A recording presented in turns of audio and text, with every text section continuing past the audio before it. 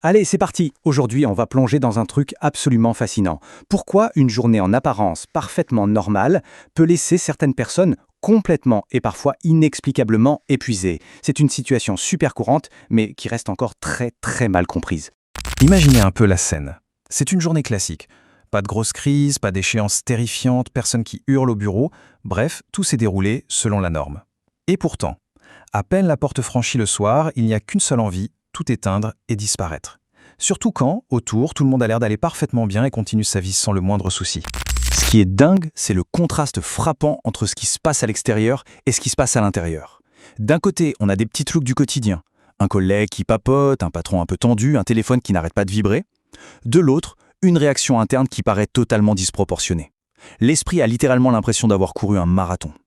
Et ça, c'est la vraie réalité d'un système nerveux sensible, qui capte absolument tout. Bref, pour décortiquer tout ça, on va regarder l'épuisement invisible, l'histoire des pissenlits et des orchidées, le fameux décalage évolutif, comment construire sa propre serre sensorielle, protéger son énergie émotionnelle, et enfin, comment vraiment s'épanouir en tant qu'orchidée. Numéro 1, l'épuisement invisible, ou cette tentative vouée à l'échec de vouloir juste s'endurcir.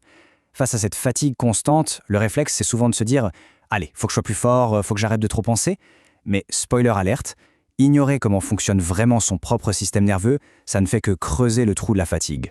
Ce qui nous amène au numéro 2, pissenlit contre orchidée.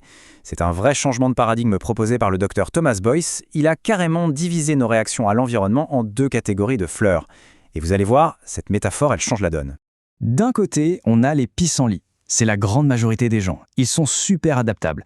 Un pissenlit, ça pousse partout, même à travers le béton, dans des conditions pas toujours géniales. Ces personnes-là maintiennent leur routine sans effort, peu importe le bruit ou le chaos ambiant. C'est un peu le mode par défaut de notre société moderne. Et de l'autre côté, on a les orchidées. Attention, ça ne veut pas du tout dire qu'elles sont plus faibles. C'est juste que leur système nerveux capte la moindre petite nuance, le moindre rayon de lumière, le moindre changement d'humeur dans une pièce, tout est amplifié. Du coup, pour s'épanouir, elles ont besoin de conditions super spécifiques. Franchement, essayer de faire pousser une orchidée sur le bord d'une autoroute, c'est voué à l'échec. Point numéro 3, le décalage évolutif. Pourquoi est-ce qu'un truc qui était un vrai super pouvoir à l'époque est devenu un tel handicap aujourd'hui? Faisons un petit bond dans le temps. Il y a des millions d'années, avoir des capteurs ultra sensibles, c'était le jackpot pour la survie. Entendre une branche craquer à 100 mètres, repérer une plante rare, c'est ce qui faisait des orchidées les protecteurs de la tribu. Mais avance rapide, jusqu'à aujourd'hui, on se retrouve avec des open space bruyants, des notifications qui n'en finissent plus, un rythme frénétique. Le monde a changé beaucoup trop vite et notre biologie, elle, est restée la même.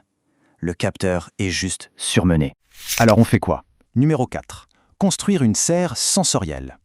Au lieu de forcer une orchidée à survivre dans un environnement hostile, la stratégie, la vraie, c'est de créer intentionnellement ce sanctuaire physique. Et les psys appellent ça gérer son régime sensoriel. Et ça demande une sacrée discipline. Il s'agit de réduire activement le bruit tout en nourrissant ses autres sens de manière positive, visuellement, tactilement, auditivement. C'est mathématique, ce que nos sens absorbent dicte directement notre niveau d'énergie. Concrètement, ça donne quoi comme tactique de défense? Eh bien, des petits gestes qui changent tout. Dégainer un casque à réduction de bruit au bureau, s'isoler 3 minutes dans sa voiture ou une cage d'escalier, sans aucun écran, juste pour faire baisser la pression. Chercher la lumière naturelle, porter des vêtements ultra doux, ou carrément passer son téléphone en noir et blanc. Ça a l'air bête dit comme ça, mais ça réduit massivement la fameuse surcharge du quotidien.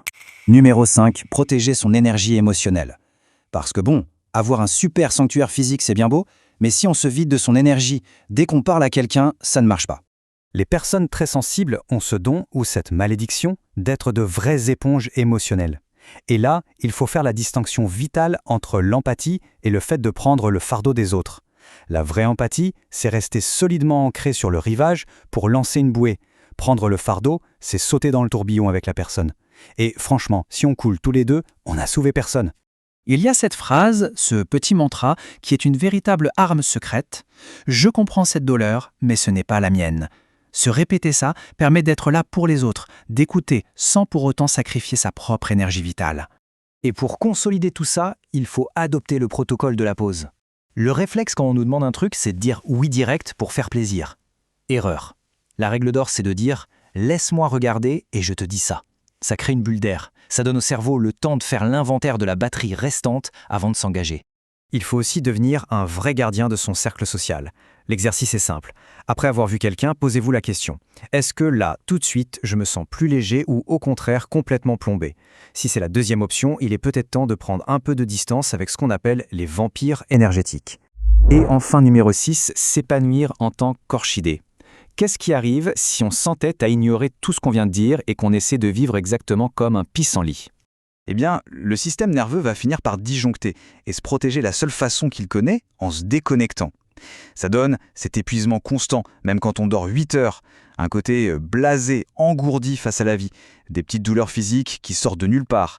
Et le plus triste, c'est qu'on finit par perdre cette capacité incroyable de ressentir les choses profondément. Et c'est là le plus grand piège. Essayer de coller à la normalité dans un monde qui a été littéralement pensé et fabriqué par et pour des pissenlits. Faut se le dire, on ne peut pas espérer gagner une partie si on joue au jeu d'un autre, avec ses règles à lui. Mais à l'inverse, quand cette serre est bien construite, la transformation est juste magique. Fini le sentiment d'être fragile. C'est là que le super-pouvoir s'active. Une créativité qui explose, une empathie qui fait un bien fou aux autres, et cette capacité géniale à voir la beauté et les détails que tout le monde rate. Ce qui nous amène à cette réflexion finale, et franchement ça donne à réfléchir, de combien de beauté, de créativité et de compassion notre monde est-il en train de se priver juste parce qu'on s'abstine à forcer tout le monde à avancer exactement au même rythme. Construire sa propre serre, ce n'est pas juste survivre, c'est carrément préserver quelque chose dont notre société a un besoin urgent.